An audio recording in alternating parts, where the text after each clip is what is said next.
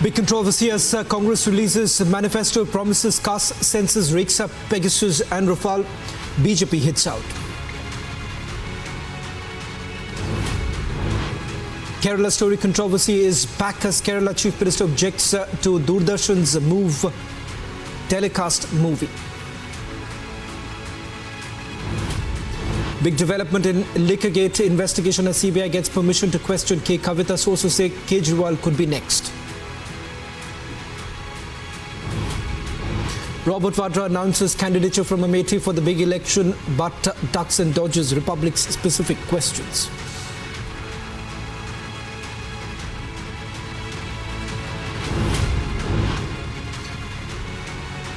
Massive win for forces in Uri as army foils infiltration bid. One terrorist neutralized, search and cordon operation underway.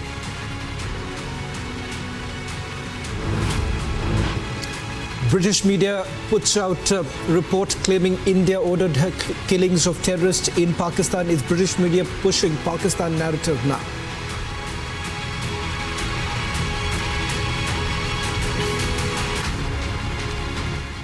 Well, the Congress has released its manifesto for the Lok Sabha elections, focusing on what they call the 5 pillars of justice. The party emphasized cash transfers for women, employment opportunities and caste census. Meanwhile, the BJP essentially has criticized the Congress, calling it a bunch of lies and stating that it had not fulfilled any of its promises made in earlier manifestos for the Assembly and Lok Sabha polls.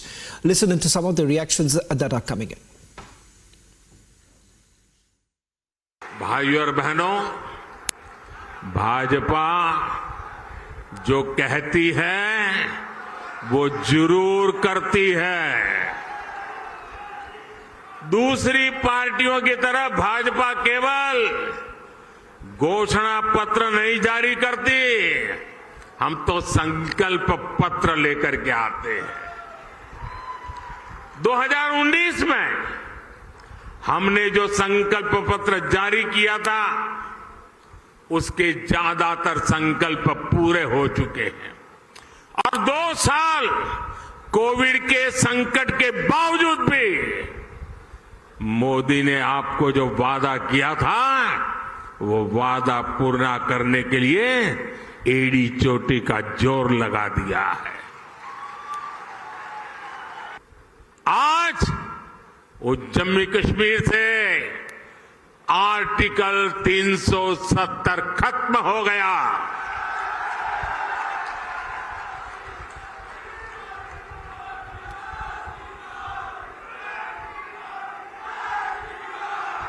तीन तलाक पर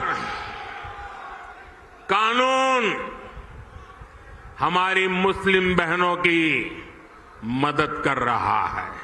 यानी पूरा परिवार 3 तलाक के नाम पर लटकती तलवार के नीचे मुसीबत में जिंदगी गुजारता था। मोदी ने सिर्फ मुस्लिम बहनों को नहीं, सभी मुस्लिम परिवारों की जिंदगी को बचाया है। Who prevent them from reopening? Supreme Court is already there. They should go. Shut down this. Yeah, he should again go there. Who prevent them from going? And this is all stunt. They know fully well that Rafale deal there was a corruption when they were in the government. BJP has corrected that corruption and BJP has taken full advantage. BJP is open to everything. And they are free to go to Supreme Court. Why necessary this politics? Let them go and appeal to Supreme Court. They can do it. Okay. Lastly, they're also going ahead and stating that they will still go on and dole out freebies. Recently, the Supreme Court stated that the centre should no longer go ahead and lend money to Kerala. Will we reach the same in terms of economic level, because they're going ahead and giving guarantees everywhere? We are watching in Karnataka itself. There is no money for freebie. Even then they are declaring it. It is their fault. Public knows it very well. और कैसी कैसी चीजें करने का प्रयास करते हैं। अब देखिए साहब, आपने कांग्रेस के मैनिफेस्टो में देखा होगा, ये वाटर मैनेजमेंट के ऊपर ये फोटो है। देखिए, इसको जाके आप चेक कर लीजिएगा। ये न्यूयॉर्क की बफेलो लिवर की है।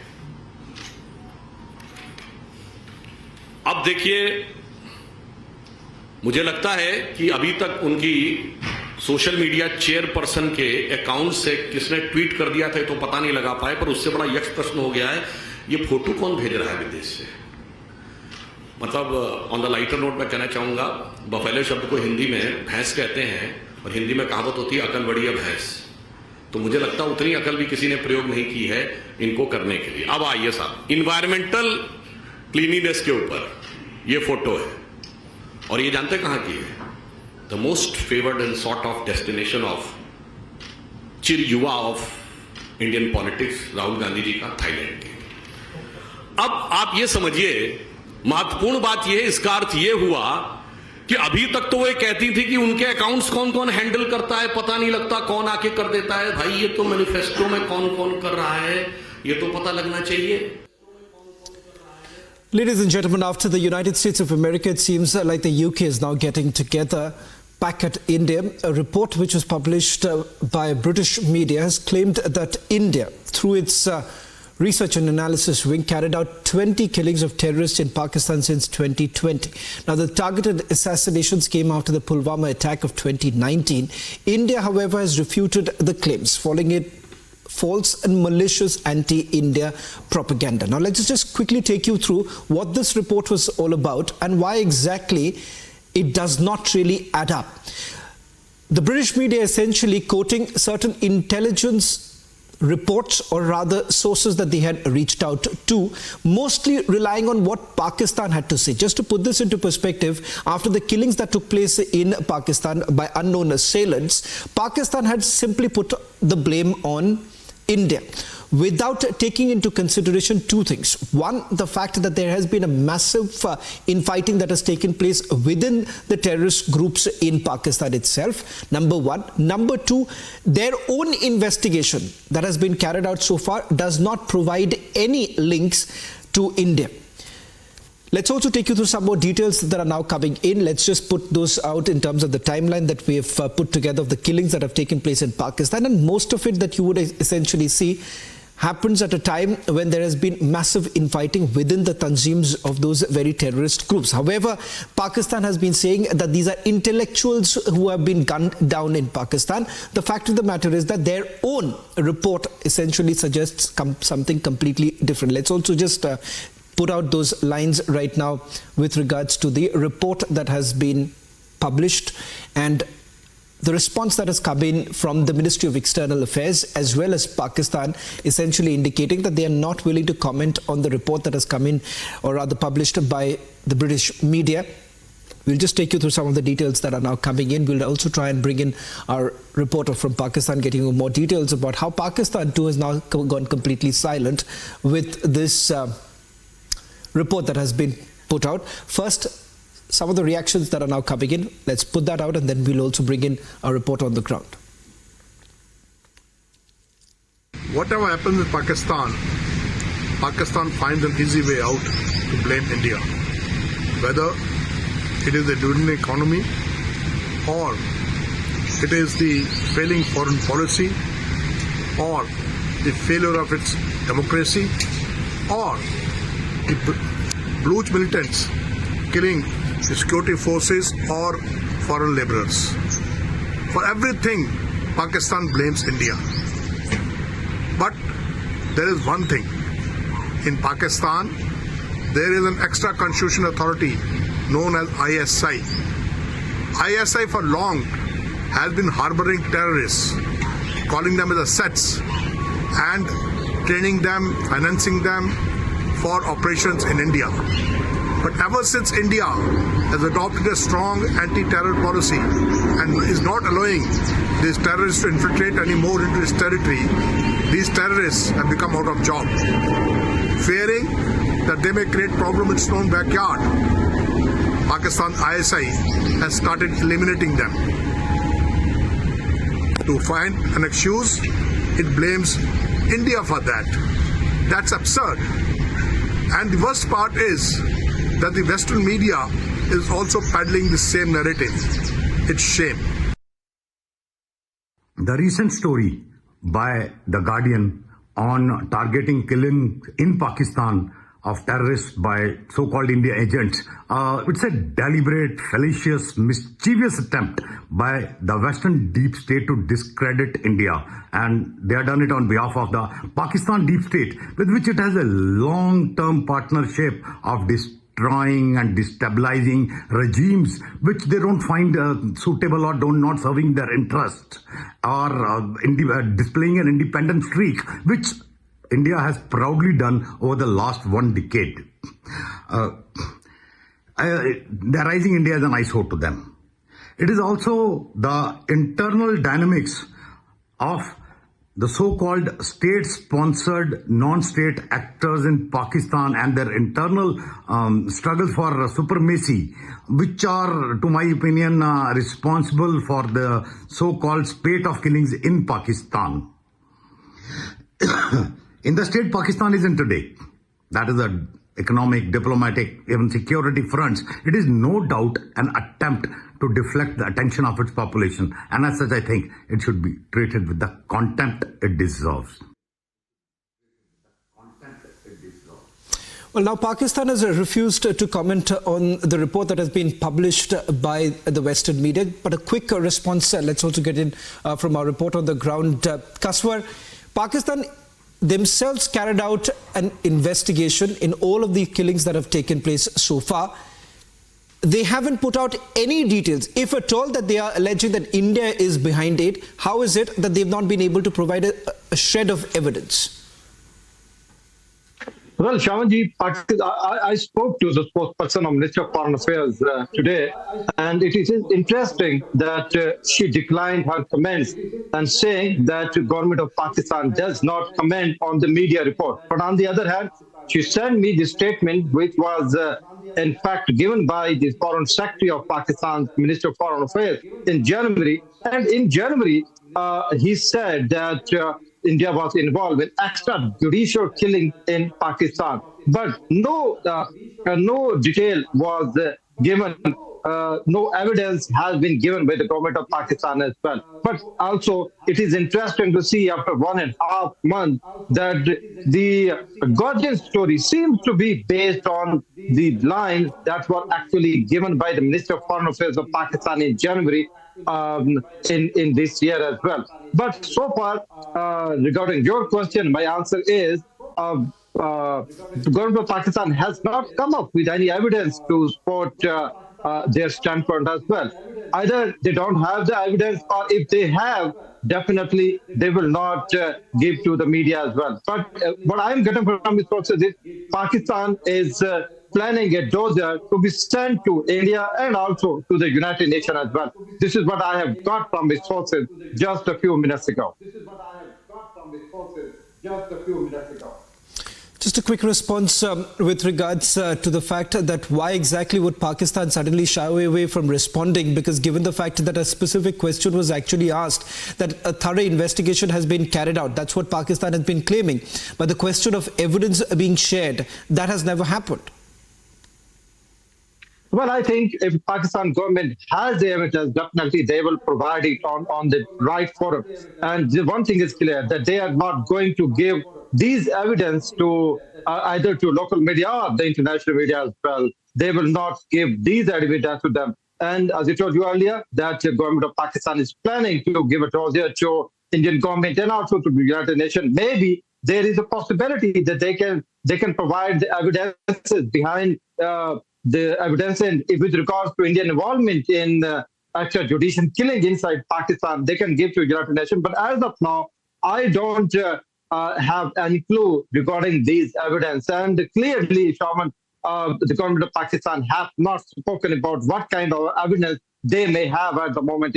But one thing is for sure, that if we analyze the press conference of Foreign Secretary of Pakistan in January 2024, the story of Guardian seems to be based on the statement which was given by the Foreign Secretary of Pakistan. I have analyzed both statements, and personally, I can tell you that the Guardian story has more than 80% content similar to what the Foreign Secretary, Minister of Foreign Affairs of Pakistan, has told the journalist on 25th of January 2024. But so far, we don't know what kind of evidence the government of Pakistan, now the Minister of Pakistan, has at the moment.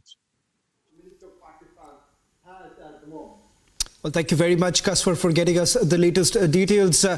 It's quite bizarre, given the fact that you have this entire report that has largely been based on what the British media has been saying, sources within the ISI. What would one really expect in terms of an investigation which is completely shallow? And more importantly, there's been not a single piece of evidence that has been put out in public domain. Thank you very much, Kaswar.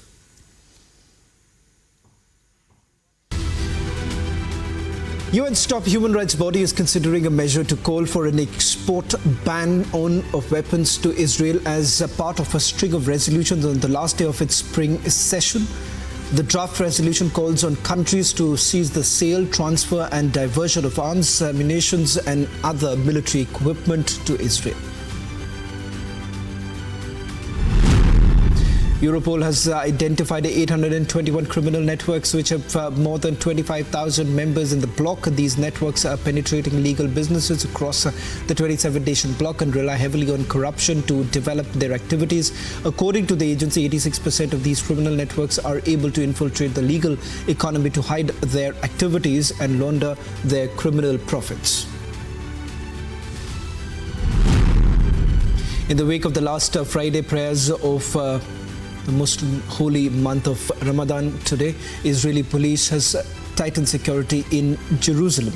This comes after 8 Palestinian worshippers were detained for allegedly chanting inflammatory slogans at Jerusalem's Al-Aqsa compound. The incident marks the first flare-up between Israeli forces and worshippers at the compound during this Ramadan as the Hamas-Israel war rages on in Gaza.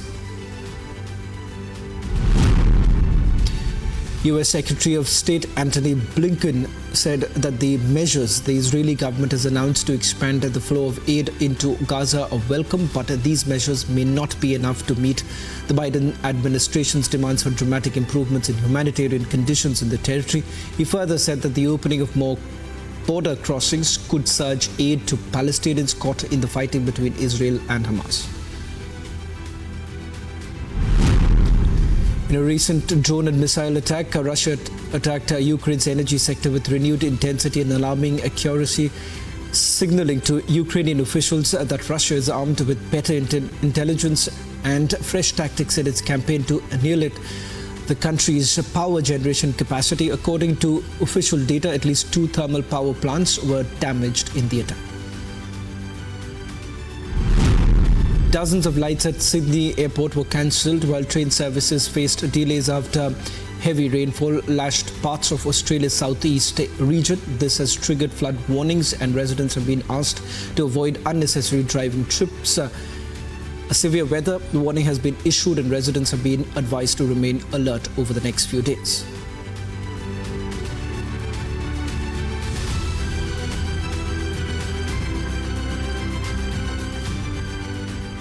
Shifting focus now to another controversy that's brewing in the state of Kerala, where the Chief Minister on Thursday objected to the telecast of the film Kerala Story by Doordarshan. Strongly criticizing the move, the Chief Minister said a public sector organization like Doordarshan should not become a puppet of the Sangh Parivar.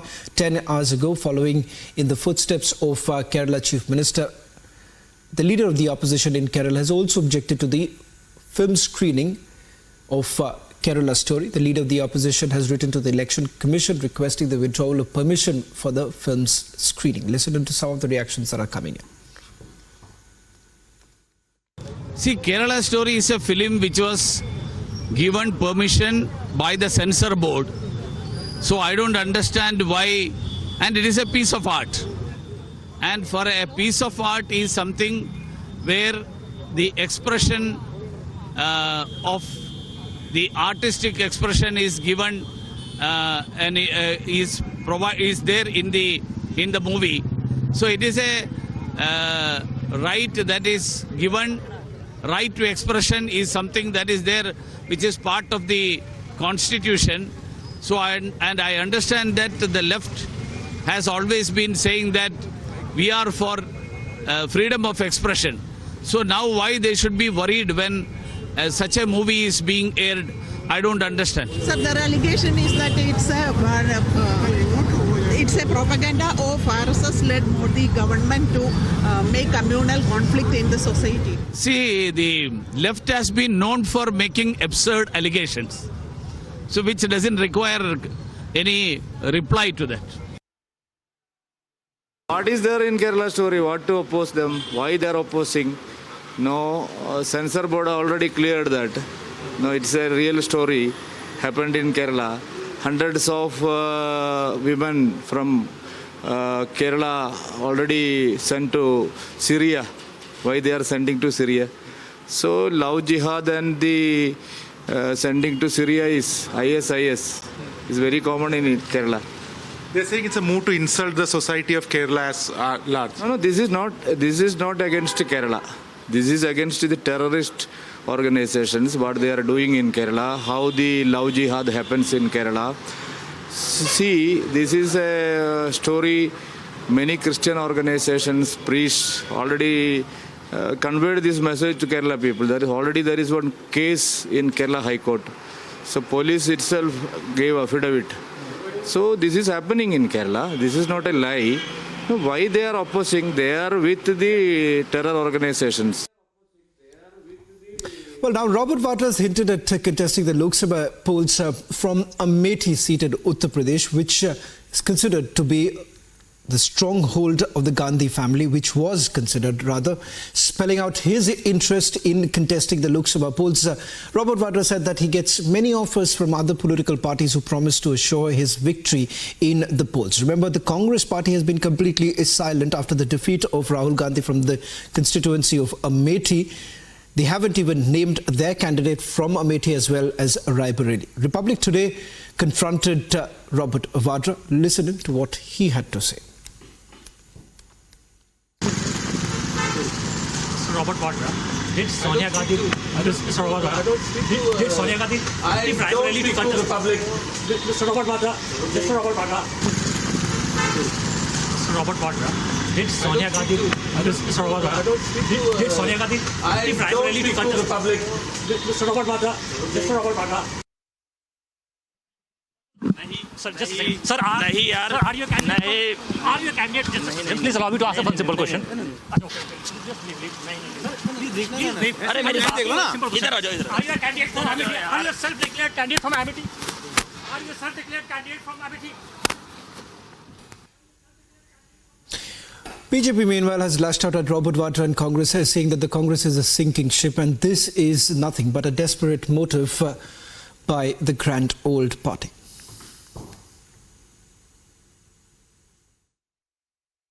एक बात तो बहुत स्पष्ट है कि ये परिवारवाद से बाहर निकल ही नहीं सकते। अब देखो रॉबर्ट क्या बोल रहे हैं जी कि मेरे से उम्मीद करते हैं। फिर भी तुम क्या हो, तुमसे उम्मीद करते हैं? गांधी परिवार के दामाद होने के अलावा तुम्हारे पास ऐसा कौन सा सर्टिफिकेट है जिस तुमसे लोग उम्मीद करते हैं?